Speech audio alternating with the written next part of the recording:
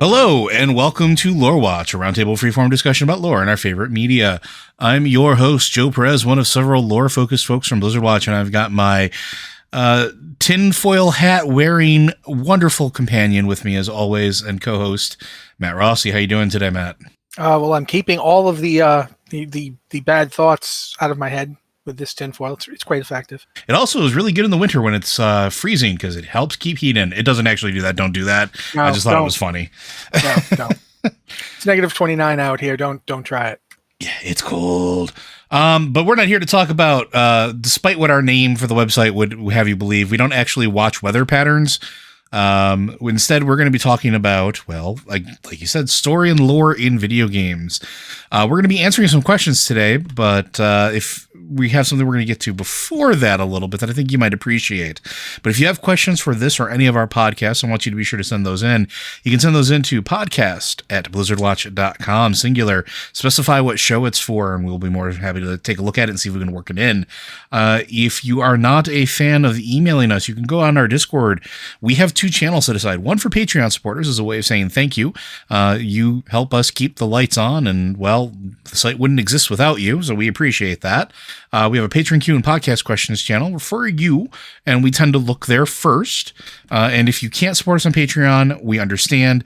We have a Q and podcast questions channel set aside for folks that can't do that monetarily. But again, remember, folks, sharing our content, telling your friends about us is also supporting us, and we appreciate that just as much.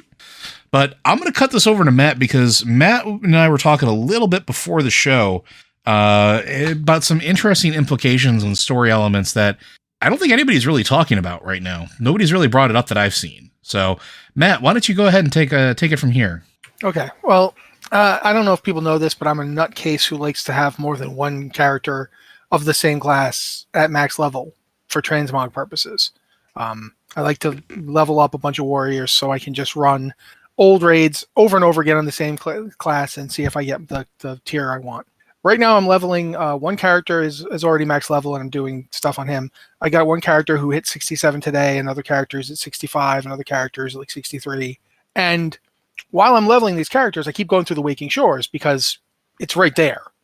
You know what I mean? It's like, it doesn't have to be your first zone after you've leveled your first character. I don't know if people know that. Adventure mode, you can go anywhere you want, but it's right there. I mean, you get off the boat, boom, you're right there. So like I said, I'm leveling through it. One of the places you end up going is the Dragon Scale base camp. And there's a whole bunch of quests around that area. The Primalists are doing various things. And at one point, after you've taken a bunch of pictures of various giant proto-drakes, you end up at the remains of an absolutely behemoth one that the Dragon Scale base camp is basically built inside. Like, this thing is enormous. It's about as big as like Alexstrasza is. It's this gigantic thing. Yeah, it's huge. It's aspect size. The head is so big that you can just go stand in it. It's just it's enormous. One of the Drak there is like, I feel so strangely connected to this thing. Would you please come take a picture of me standing next to it just so I have this, preserve it? And as he's doing that and talking about how it died, like when you go and look around the ruins, around the remains, you find out that it died from like a bite to the back of the head by something about as big as it is. And he even says it died battling something as powerful as itself. That's rare for a dragon to, what can do that to a dragon. And I started thinking, because, there's the remains of this thing inside the earth. If you've done Vault of the Incarnates at all, one of the things you find out is the names of the various incarnates. One of them is called Iridikron. And Iridikron is essentially the incarnate of Earth. Like, the incarnates are fire, earth, air, and water. That's what they are. The water one is obviously freezing. He's cold, but it's still basically they are the elements themselves. And so Iridikron has when Alexstrasza later talking about him, says that he's the cleverest of them and the most duplicitous of them. He made deals that the others might not even have known about with various powerful forces, including the deal that made them incarnates. Like, essentially, he made a deal to gain, these elemental powers. And I started thinking about that because he's an incarnate of Earth. And we have already seen in this expansion, in the Drakthir origin, that when the incarnates attacked the Drakthir and blasted Deathwing before he's Deathwing, then he's Neltharion, and they destroyed whatever that Titan device he was using was, which I really hope comes back. I really hope we see about that. But when he destroyed it, he got, Deathwing finally like snapped and reached out to N'Zoth. We know that Deathwing was working for N'Zoth. That's when Deathwing made his deal with N'Zoth, right? We've seen this. That's when it happened. Now, what's the thing that we're always told about Deathwing, about how he kept hearing the maddening whispers of the old gods because they were trapped within the earth? And because of his deep connection to that as being the steward of the deep places. Yeah, being the aspect of earth meant that he was susceptible to hearing their whispers. Well, Iridikron made a deal to become the incarnate of earth. So I'm pretty sure same basic deal there. If anything, he and Deathwing were like rivals, both of them saying, no, I'm the one who's in control of the earth. And it's quite possible to me that means Iridikron would have been hearing certain whispers. Now, cut to when we're doing the Norse Dormu quests, the one that sends you various places. One of the places it sends us to is, Asmerloth, which is just A++ would see again. But one of the places it sends us to is the Black Empire. And that Black Empire it sends us to isn't like, when we went to Nyalotha, we were basically kind of in a virtual reality. But when we go back in time, we go to the actual Black Empire, the place that literally existed on Azeroth. And N'Zoth is the one who's waiting for us. He's there. He talks to us. Yeah, I was going to say, I think that's some folks were mentioning that they thought that it was an asset reuse, which part of it probably is, sure. But I taken it the same way Matt is, we're actually in Nyalotha. We're actually in the Black Empire, because what N'Zoth made us go into, what we wound up going into, wasn't necessarily a virtual reality environment that could have been. It was a recreation of what already was. Yeah, it was basically calling it a VR is kind of just shorthand. Because what he was trying to do was literally overwrite Azeroth with this. He wanted to use the Halt of Origination to turn Azeroth into this thing. And this was what it was going to be. He was showing you. He was like, it was real when you went there. It wasn't like you go to a VR, like if you're wearing a VR headset, you go in and stuff happens, but it's not real. It was real while you were there. Yeah, my point was not so much that it wasn't real. It was that it was more so that this wasn't a wishful thinking. This had already happened. This had already been a representation of the Black Empire that had already existed thousands of years before we got there. We were just seeing what N'Zoth remembered of it. We're actually going to it. But this time, when we step through the time travel, we're literally there. We are in that time period, and N'Zoth is there. Now, I think it's interesting that we happen to travel back in time to a point where Chromie and the Infinite Flight guy have both been stranded, and N'Zoth is the one who's there. There are multiple other old gods that you could run into, including Y'Shaaj, who at that time still existed and hadn't been torn apart into the Shah yet. Mm-hmm. And Y'Shaaj was undisputably the most powerful of them. So why did we run into N'Zoth? And what does it mean that N'Zoth made a deal with Deathwing? He made that deal on the Dragon Isles. Yeah. Does that mean that the Dragon Isles were inside where N'Zoth ruled? And now think about it. What's close to the place where the Dragon Isles are on the map? The Broken Isles. Yep. And what city? We know that the Broken Isles are all that's left of the area around the Well of Eternity, whereas Shara was standing when she made her deal with N'Zoth. And does that mean if Iridikron was on the exact same place, they were fighting in this area? It was islands even then. The other thing to consider too is that our world is essentially built upon the bones of the Black Empire. Mm-hmm. Right? Like we know that deep in the bowels of Earth, we've gone to sunken cities before. Heck, in Wrath of the Lich King, we go to at least 3 of them where, the Nerubians are there. Well, Nerubians are sort of real close to that old gaudy stuff now, aren't they? Well, the Nerubians are literally descendants of the Akir, and the Akir were born out of the body of, Cthulhu. They just straight up were. I mean, and we know that the other old gods also made both, they made Akir and they made Naraki. They just, that's what happened when they were in a place. Those things came out of them. So, yeah, I really think of the Iridikron thing, I've had 3 theories bumping through my head. First one is that Iridikron's dead. Mm-hmm. That that body is Iridikron. And whatever the heck is going around calling itself Iridikron now is something else. Something that took its place. Yeah. Second one is that not all the proto-drakes might have agreed with the ideas of the Incarnates. There might have been ones who were like, hey, wait a minute. Why can't we just go our own way? Let the aspects do what they're doing, and we'll go do what we're doing. We don't have to fight them. We can just leave. And Iridikron killed the guy or girl, whoever it was. Maybe killed it and hid it and made it seem like the aspects had done it. Mm-hmm. You know, that's number 2 on my theory bandwagon. Number 3 on my theory bandwagon is even weirder, because I keep thinking, we keep being told about Galakrond and how Galakrond was experimented on by Tyr. And when we know that there's at least some evidence for that in this expansion so far. But I keep coming back to this. What if we don't quite know the true story about this? Like, what if the whole fate of Galakrond is different than we think it is? What if that thing that was calling itself Galakrond wasn't Galakrond? And what if that thing is still around? Well, the other thing that's been rolling through my mind about this as well, especially like in context of that, is we literally just had an entire expansion about consciousness, souls, and the entire basically existential crisis of id. Like, that's what the Shadowlands really was, if you really break it down, right? And with everything we're seeing here, dragons, they die. What happens to their anima? What happens to them when they die?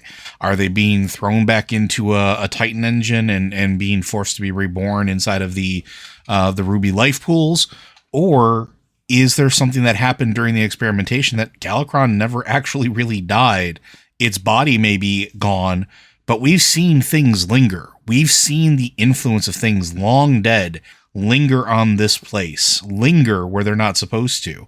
It's entirely possible, like Matt's saying, that like the thing that's calling itself Ereticus is not, right? Yeah, Iridikron or Iridikron, excuse me. Right? Iridikron, excuse me. I'm just as bad. I can't remember their names half the There's time. There's too many things. We read too many books. but when the thing that got me is when Raszageth dies, and I'm sorry if that's a spoiler for you guys, but I mean, she's a boss in a raid. You know something happens. When Raszageth dies and the other 3 get out, Iridikron's the one who takes charge almost immediately. Oh yeah, without hesitation. And I keep thinking back to that idea of the connection to the earth and the old gods. And we know that the elementals often, when left out to their own devices, are often in the sway of the old gods.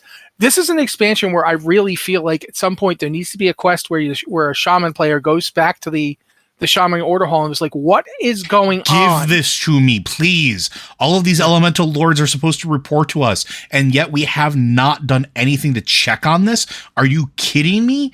What is going on? Why are there so many elemental beings, around these incarnates? Who are they? Why have I not heard of them before now? Elemental lords. And you know what would be hilarious? If this was all a way to get the original elemental lords back. Yeah. And to basically break that pact that they made with the shaman, or so you can have them as villains again. Or go ahead. A failsafe to break the elemental lords out of their pact with the old gods. Yeah. For that matter too. In fact, one of the things that might even be happening here is that this might be the elemental lords' way to try to get get out of that pact. Yeah, that's what I was kind of thinking about too, is because think about it. Therazane is probably the smartest of all of the elemental lords. She is the most approachable, but that's not without reason, right? She's also been the only one that really hasn't been assailed. When Deathwing fell through the planes of existence, where did Deathwing go? Went to Stonecore. But, dude, I just thought of this while you were saying that. You're probably going to say the same thing I'm thinking of, but go for it. Centaurs? I was going to go for it, man. There are centaurs who were led to the Dragon Isles by Onara. Mm-hmm. And centaurs are descended from Therazane. Like one of her daughters and one of bloody heck. Cenarius' kids. One of Cenarius' sons and one of Therazane's daughters. No, the other way around. No, it is what I said it was. Correct. It's one of Therazane's daughters, Theradras. I mean, we've seen Theradras. We know who she is. Mm-hmm. She's the mother of the centaurs. Mm-hmm. Of all centaurs. Yeah. of all centaurs. So, and these centaurs are descended from those centaurs. We know that because they tell the story of how during the Sundering they were like trapped and they couldn't get out of. They ran away from the Well of Eternity and ancient Kalimdor, and they were led here by Onara, a wild god, one of Cenarius's kin, essentially. Mm-hmm.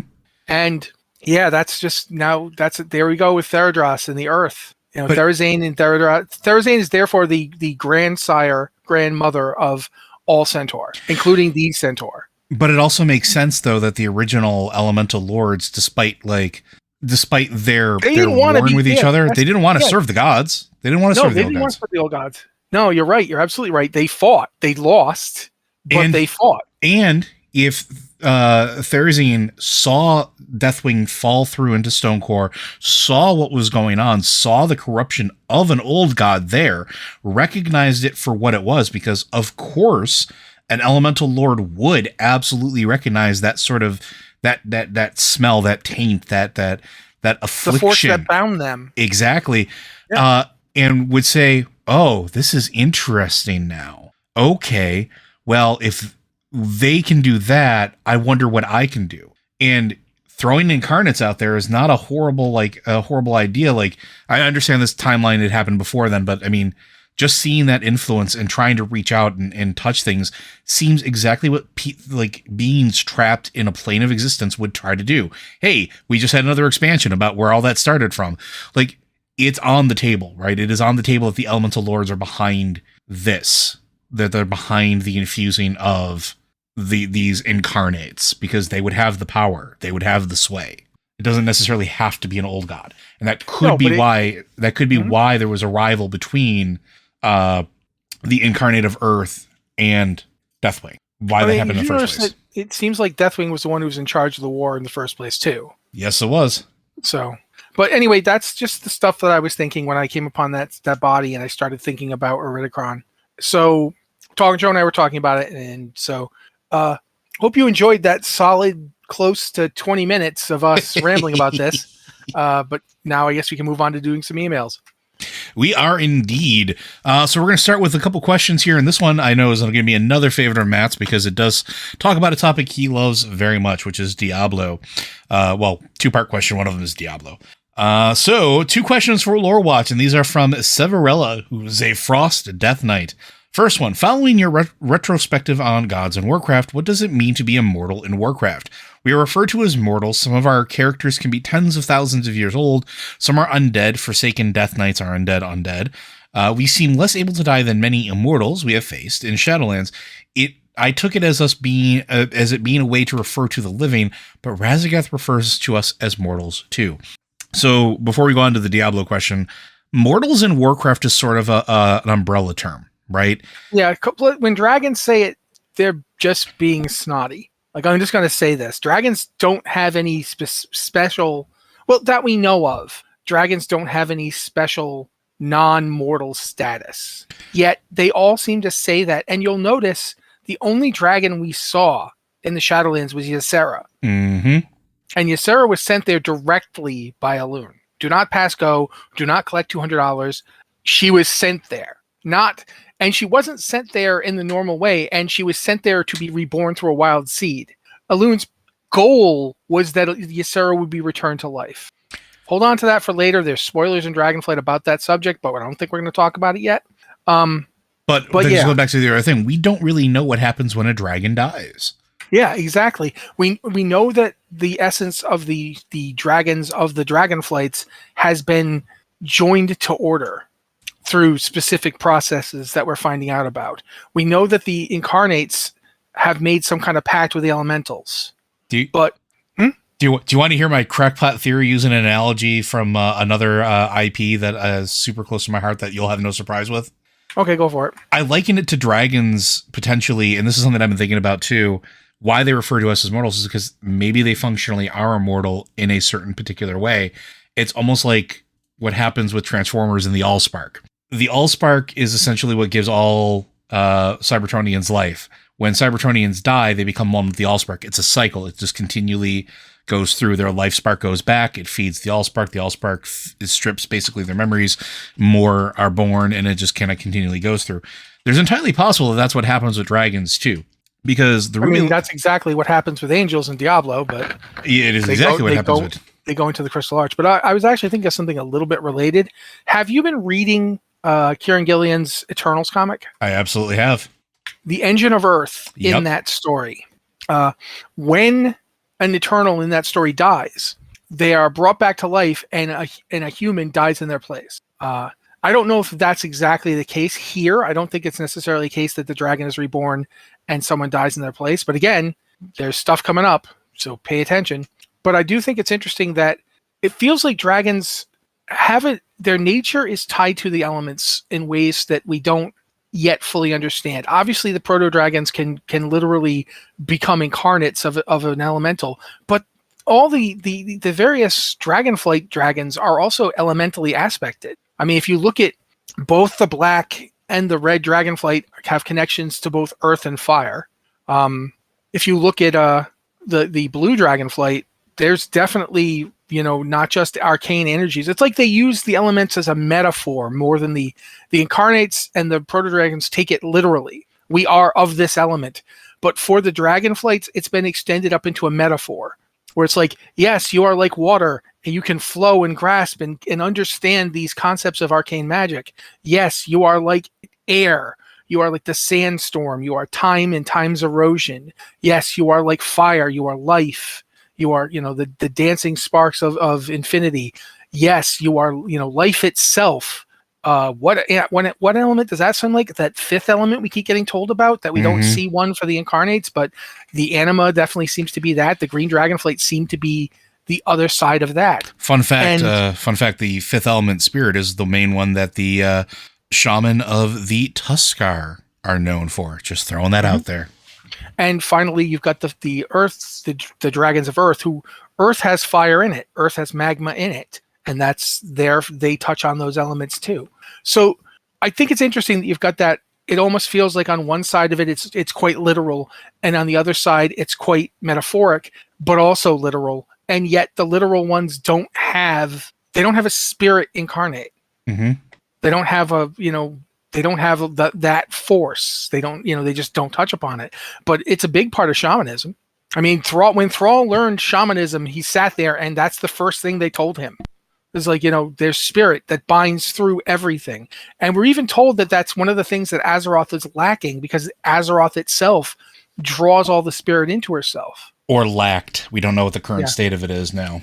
Yeah, well, I mean, there's a ton to it. But it's not that Azeroth lacked it. It's that, if you're standing on the surface of Azeroth, you couldn't just channel it. Yep. It wasn't like it was on Draenor where it was everywhere and it was so much that it was actually kind of endangering the planet. On Azeroth, the elements fought because they couldn't get enough of it. Also, and that's interesting to think about. The incarnates aren't fighting each other, are they? We don't know. Yeah, that's the thing. But yeah, my basic point here is that all connects to what Joe's saying, and I know Joe's going to say something else, so I'm going to shut up now. It's just that the term mortals, if you look at who refers to us as mortals, it's always a cosmic entity or something sufficiently powerful that is one step removed from something that has told it that it is essentially immortal. Whether it is the Titan Watchers who empowered the dragons, who the dragons believe that the Titan Watchers and thus the Titans are immortal. We know that not to be the case because we've seen a Titan die. We've killed the Titan. We've literally killed the Titan. Yeah, but the thing about that is when we did it, even then we were told this isn't what should be happening. But yet, right, 100%, right? Yeah. But that's an interesting thing to think about is the concept of mortality as the breaker of immortality. Mm-hmm. You're mortal because not only can you die, you can kill. Yes. The things that aren't supposed to die. Yep. And that's the age of mortals is something to think about in that regard. Because we are shaping the universe in a way that was not planned for, right? Or at least that these beings haven't planned for. Correct. We don't know what the first ones planned. I know some people are tired of the first ones, but I'm telling you guys, there's so much more there. And I do think Tyr has it was probably a little more complicated than we give him credit for. Go back and listen to one of our previous episodes. I'm still on the train of Tyr had feelings. He was evolving. Yeah. There's also the fact that, well, I don't want to spoil this. That's a problem is one of these things we're going to have to sit down and do a spoiler episode. Yeah, it's going to happen. The next one's going to have to be a spoiler episode because there's stuff going on, guys. But Yeah, so that's it. Like it's a blanket term. It doesn't actually have a specific meaning anymore. Or rather, it has a million meanings. So at least don't think too far into it. Now the Diablo 4 question here, I'm going to move on to. Why is Lilith a big bad? I get why the high heavens and the forces of the hells don't like her, but to the denizens of Sanctuary, why isn't she essentially our admittedly sexy and membranous granny? Wouldn't her return be a good thing for the Nephilim? Complicated. Before Matt goes on a rant, don't forget, she wanted us to be the foot soldiers in her war to end the eternal conflict. Yeah. Lilith doesn't love you. You're a thing to be used. Lilith initially, when you go back to Diablo 3, Reaper of Souls, and go back through the Pandemonium Fortress and get all the lore books you can, because there's one where Lilith herself writes about what she's up to, and she makes the point: the eternal conflict can be won, and Inarius just wants to escape it, but I see a way to victory. I'll explain it to him and he'll understand, but first I'll give him children. Those are her exact words. She went into this wanting to create beings that were both angel and demon, because she understood that the power that an angel or a demon has is only half. It's descended from half of the power that created the cosmos in the first place. But if you mingled them, you get both. You can have both powers. You can basically recreate the primordial Anu, who could shape worlds. Angels and demons can't shape worlds. They can't make them. That's why the World Stone was so powerful. That's why the Eye of Anu, the World Stone, was so important, that they built the Pandemonium Fortress around it and kept trying to fight over who was going to get to have it, because it could create worlds. But you'll notice that before angels and demons worked together, it couldn't create permanent worlds. When the angels had it, they'd make worlds with it, but those worlds wouldn't last.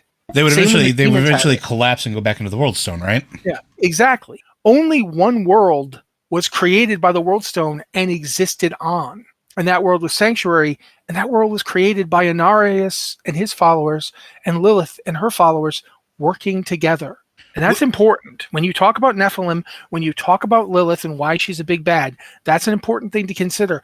They built a place that didn't need the World Stone to exist, to the point where Tyrael could blow up the World Stone and the world kept going. Yeah, so think about it like this. Like, in the grand cosmology of Diablo, we talk about the being that was one that then separated into two, right? You had these two representations that, when that being was one, was essentially the combination of everything that came after in a pure form of creation. It could create, it could do whatever. It was a perfect being, or near as perfect as union as you could get. Perfect in the example of it was complete. Yes. Not perfect in the example of, like, when we use perfect, a lot of times we mean we put in moral judgments to it. Yeah, no moral judgments. I'm meaning complete here. Yeah, this being was a complete being that could make reality. And it did. It chose to make a reality so that it could see what it was. And it basically split itself. All these things that people called dark and sinister, and all these things that are called good and righteous. And now it was two beings, Tathamet and the Diamond Warrior Anu. Anu, yep. And when they clashed, they destroyed each other. The remains of Tathamet became the hells, and the remains of Anu became the heavens. And the crystal arch through which all angels are born is the spine of the Diamond Warrior. It's essentially Anu, replicating them. As they die, they go back to it and are recreated. Their personalities are gone, but their life energy, the thing that makes them exist, comes back. And that's basically because all of them are little fragments of Anu. Meanwhile, the seven-headed Tathamet, its head's literally ripped out of its dying body and became the seven evils. And all the other demons that are born out of its carcass are the same. They're like little tiny pieces of the primordial Tathamet. But when an angel and a demon have a child together, they are basically recombining a piece of Anu with a piece of Tathamet and are creating the primordial Anu over again in miniature. It's fractal, but it's that basic process. That's why the World Stone was able to create a permanent world on Sanctuary, because it was the power of both working together. You need both. You need both. You need the drive the determination, the conquest mindedness to upend the rules of reality. And then you need the purpose, the moral clarity, both of these things are needed. Lilith saw that, but she herself was not capable of thinking like that because she is a demon. So when she understood what they could do, what she could create, she didn't do so with love in her heart for them. They're a tool because she is a demon, and she has not, in all the years of her existence, she has never been able to have the realization that Tyrael had and shed her demonic nature. She could do it. It's possible, but she has not tried to. When we see Tyrael rip his wings off and become mortal, there's a reason that Imperius is like sacrilege, because to him, that is beyond unthinkable.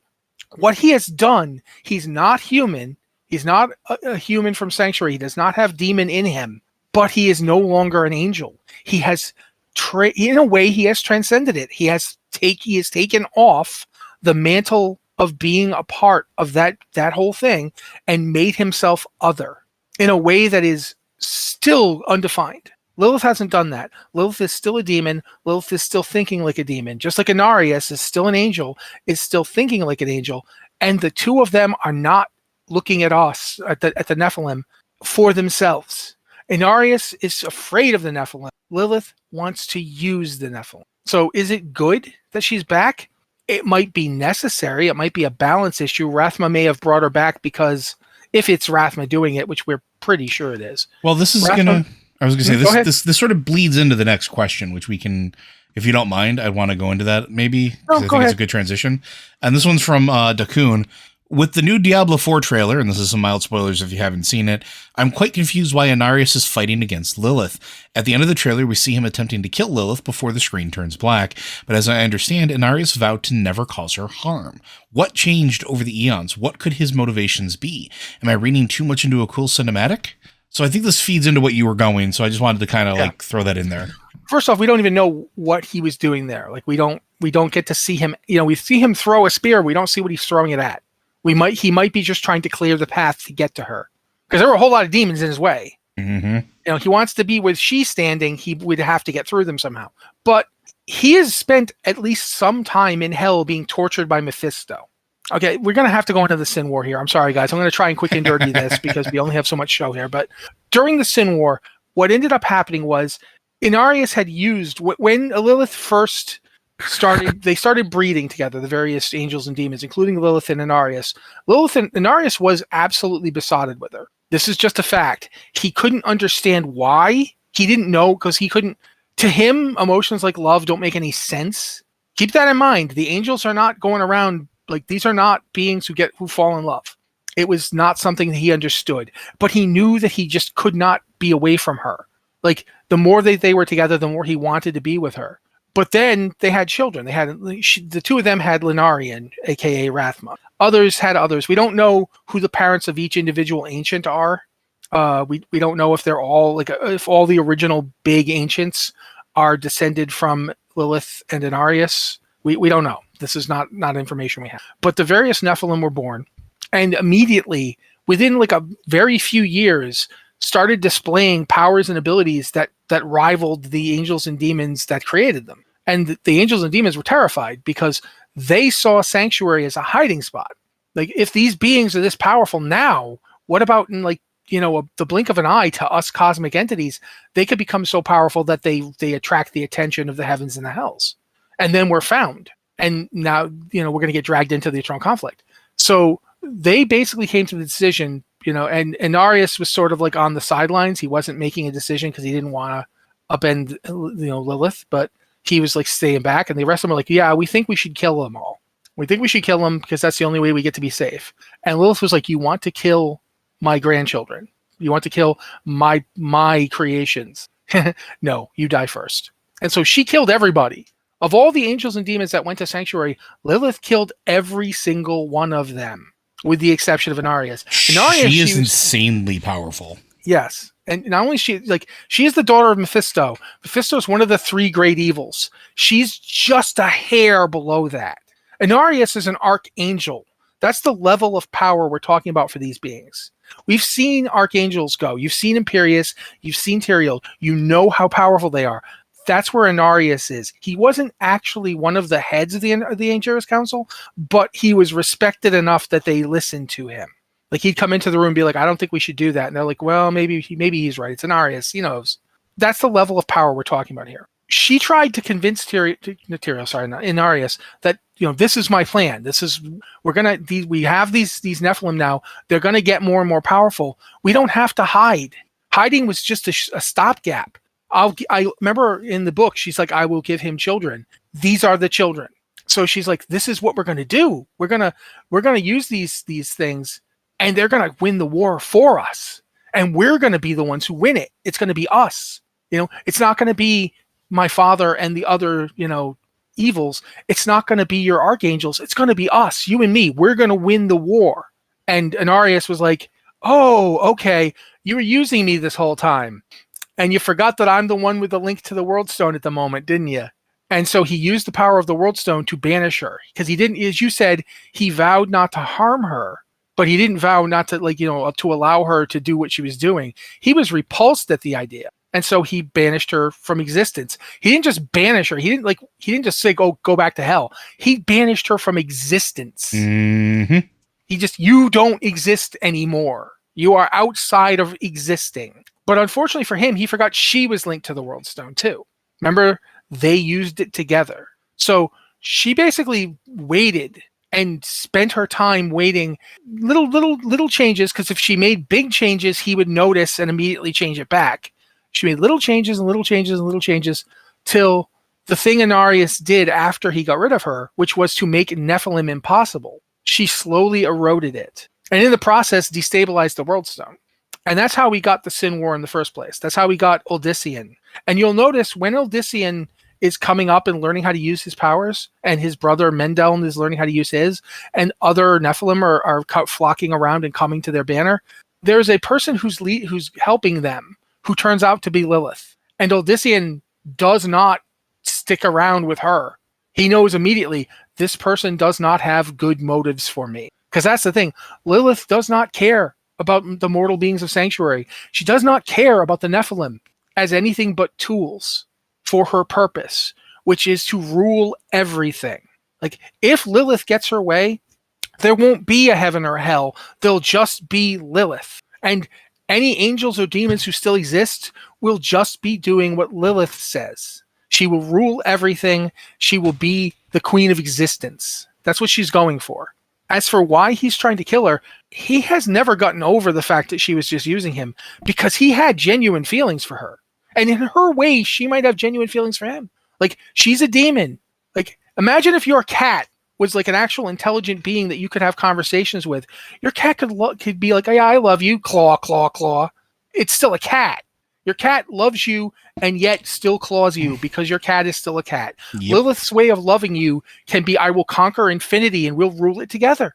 I'll share rule of the universe with you. That's how much I think of you.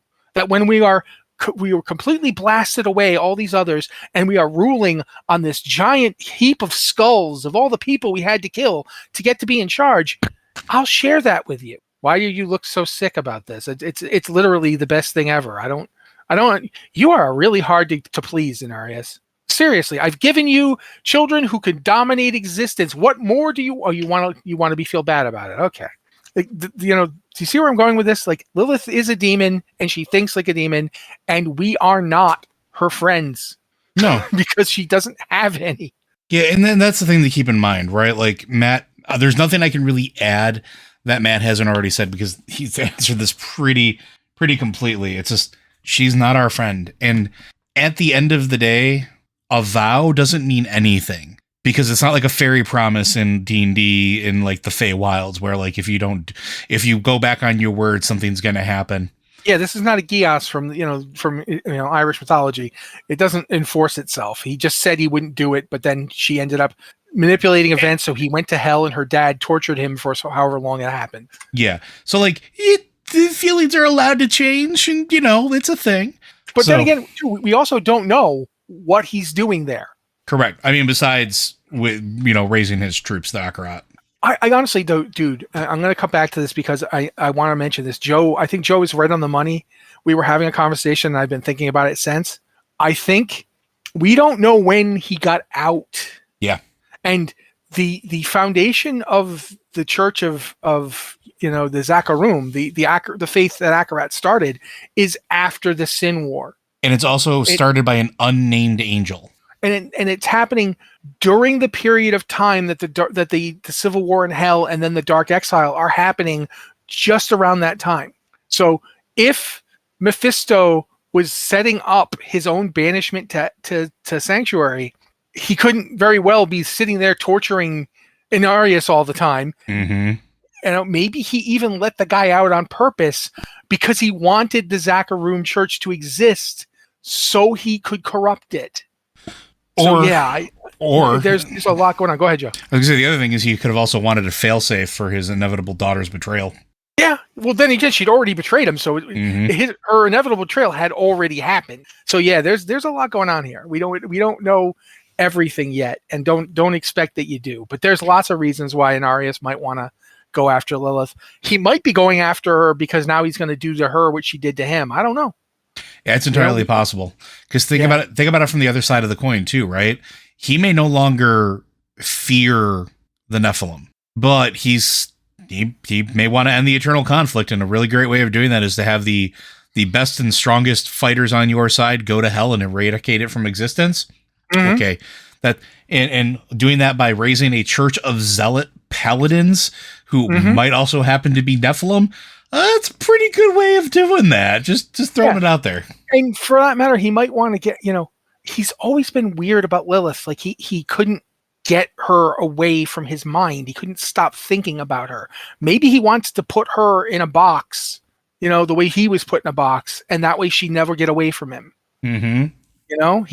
He's not stable anymore. Inarius has been through a lot. We don't know what you being tortured by Mephisto was like, but I'm pretty sure Mephisto knows some really good tortures. It ain't good. Let's be honest. It ain't good. Yeah. So yeah, there's a ton going on.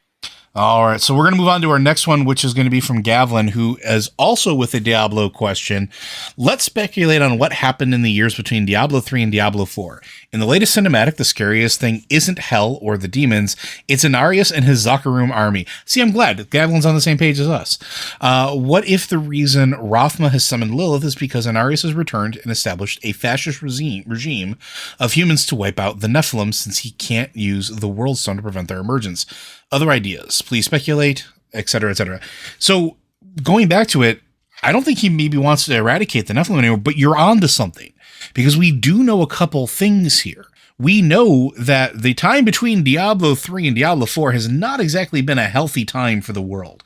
Humanity has been suffering, and this is akin to like Mad Max, Judge Dredd levels of isolation, right? You have pockets of humanity that are struggling to survive, because I think what Malthael and everything, it wiped out, I think they said 75% of the population. A big chunk. I don't remember if it was 75. At one point, I think he said that they literally was like 9 out of 10 people died. Yeah. So like, but I don't remember the exact number. But these societies, these groupings of people surviving and banding together are isolated. They're pockets of humanity.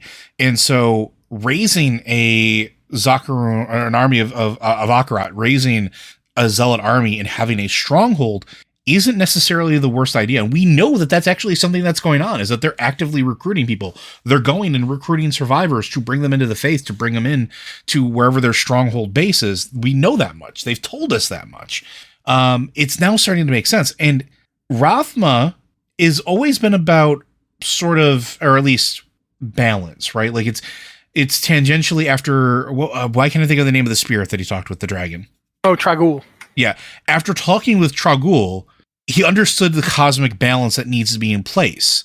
Well, raising a zealous army, and maybe not necessarily a fascist regime, but probably pretty close to it, let's be honest, but going through and taking all of humanity's survivors and trying to get them to work for you as an army, and then offering them basic needs like food, shelter, and safety in exchange for, when it comes time, you're going to put on this armor and you're going to go to war for me. That doesn't scream balance. And things have already been thrown way out of balance. Diablo 3 itself, Like, just look at the final act. Look what Malthael does.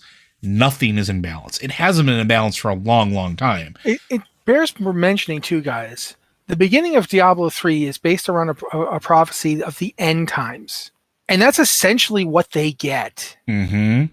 You know, between, like, you know, the amount of people killed by what Malthael did is just basically destroyed whatever kind of social order existed between the various nations of Sanctuary.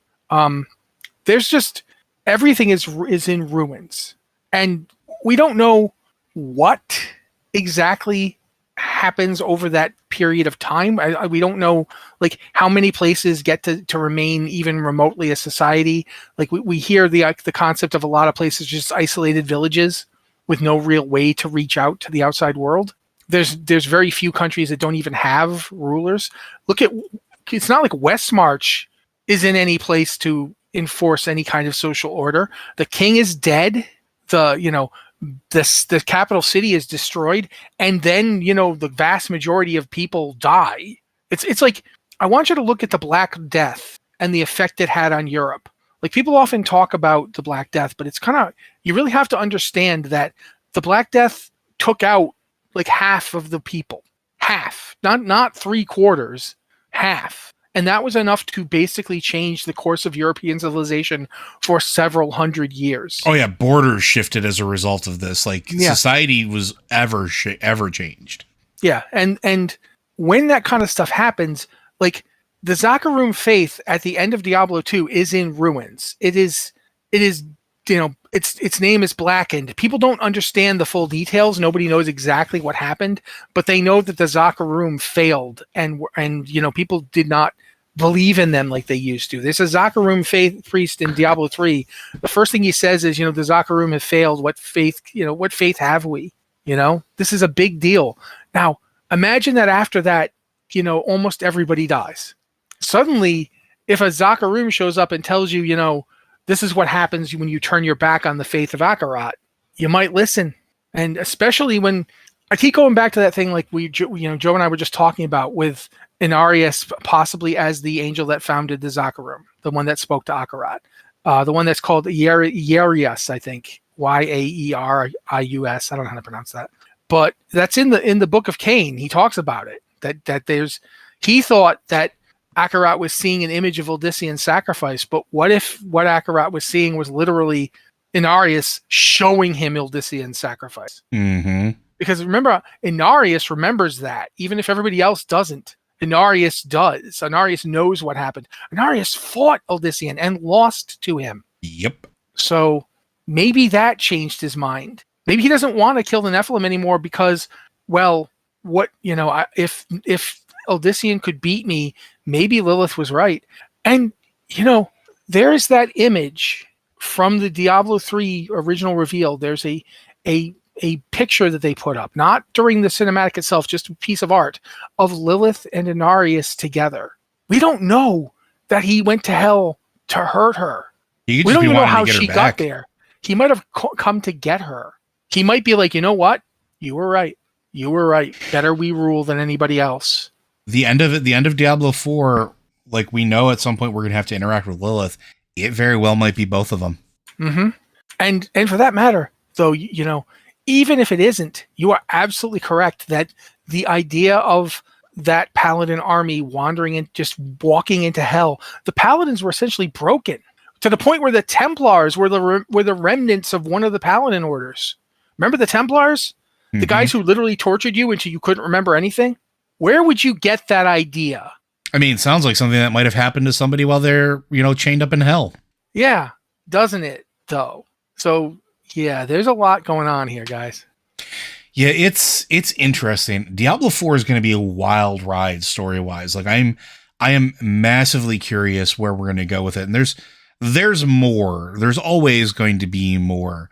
Yeah, and it's really interesting that we know that at some point that at least some of the lesser evils are showing up in this. Which we haven't seen them in a while. Yeah, no, they haven't been around since Diablo 2. And we know that we're not going to see Diablo or Baal or Mephisto in this initial story, but that Diablo 4 is intended to be a story that lasts. Like, it's it's going to be around for like they know it's going to be around because look at what happened with Diablo 3. The game's they're just now ending it. Although they have mentioned that they're looking at doing things like a series of expansions and treating it almost MMO-like, where there's a continuation of content and story for a longer period of time than Diablo 3 had. Exactly. So think of it almost like live service, but hopefully less live servicey. More MMO-y. Yeah. And think about what that means for the story. Like, for a period of time, we're talking about like what happened on Sanctuary, but for a period of time now, heaven shut its gates. Heaven was like, we're not dealing with you, and basically closed the door. Hell doesn't have any rulers. Nobody's in charge. What, in a way, I could actually see Rathma thinking if Lilith comes back, at least, now there's somebody who can tell them what to do. In order to end all this chaos is not order, but balance requires both of them, not just one of them. You can't balance chaos and order if everything is chaos. So yeah, there's a ton of possibilities for this story that we haven't even thought about yet. Yeah, there's a bunch here, but I think we're gonna have time for one more question before we have to call it a day. And this is going to be back to the WoW side of things, and this is from Aravis. I apologize. Spoilers for the end of the Thaldraszus campaign questing. Care to talk about what you think the whispers during the Black Empire portion of Chasing Chromie and Eternus were about? Also, Rossi, I see what you mean about the "you will die" whispers. Very, very creepy. So, well, I mean, if you were in the original WoW, like if you played, some of that is a little bit of like a hat tip. Yeah, because some of those are the original whispers from Cthulhu's Raid. Your friends will abandon you. That's straight up out of there. You will die. That's. I remember doing that raid and those whispers hit for the first time, and we were all like, "Whoa, okay, this is creepy." So yeah, it's part of that's a hat tip, but part of that is also the fact that I want to ask you a question, Joe. Back in Battle for Azeroth, did you do the quest line that ended up with N'Zoth's mark on you?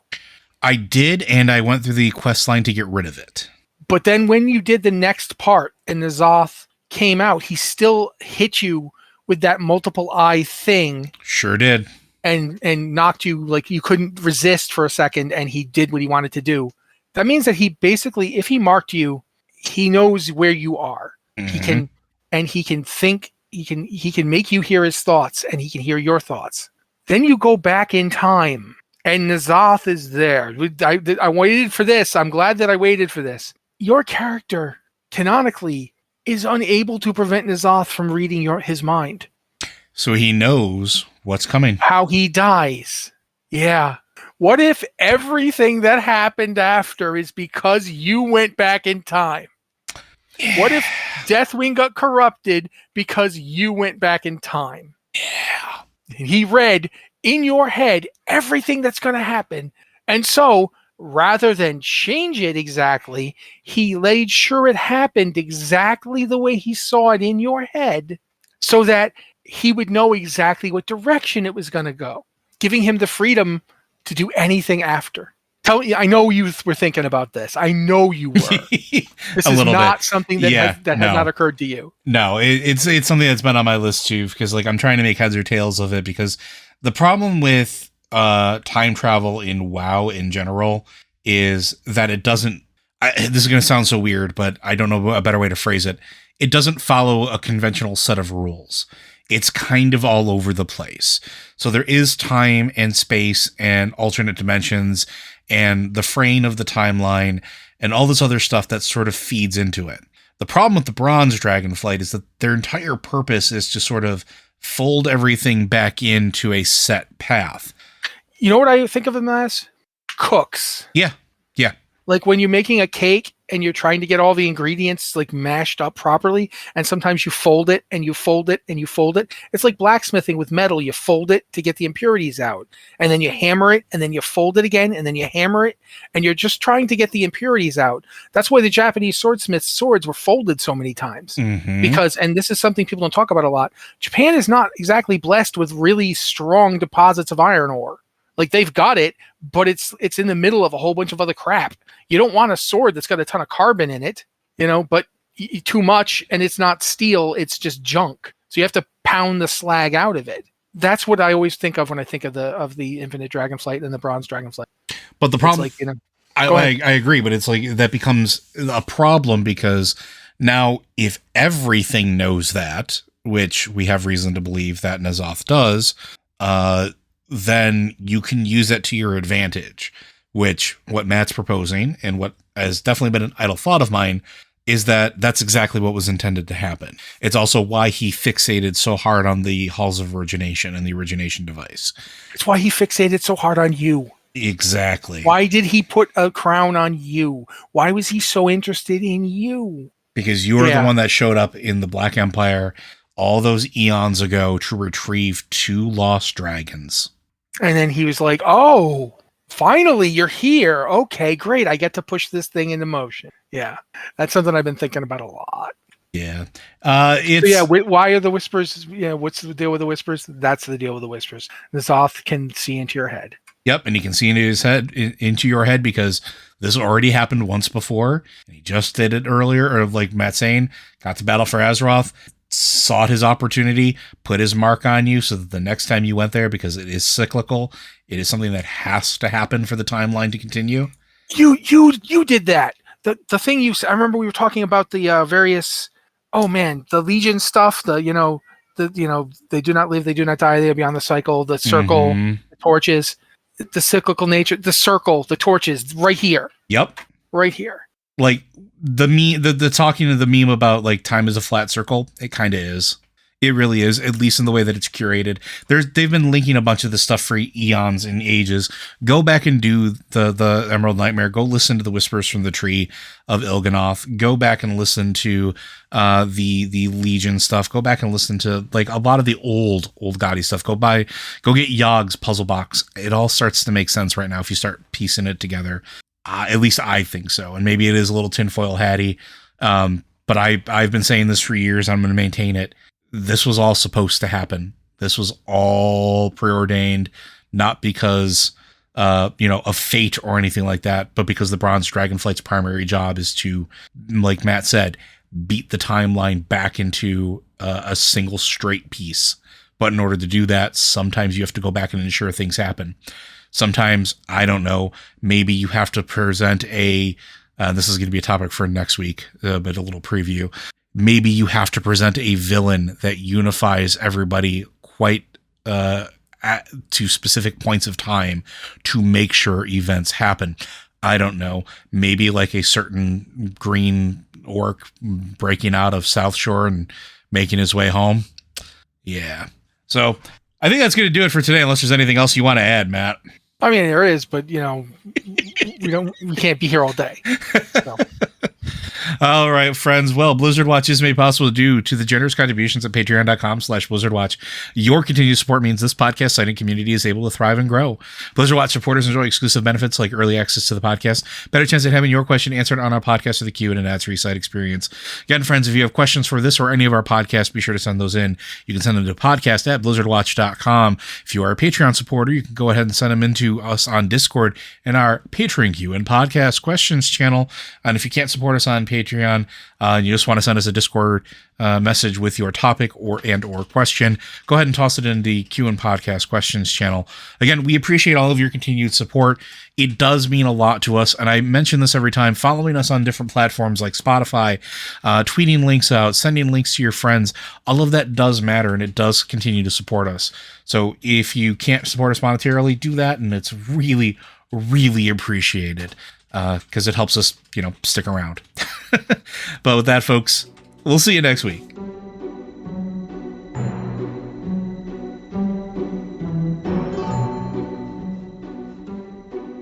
Enjoy your lore cookie.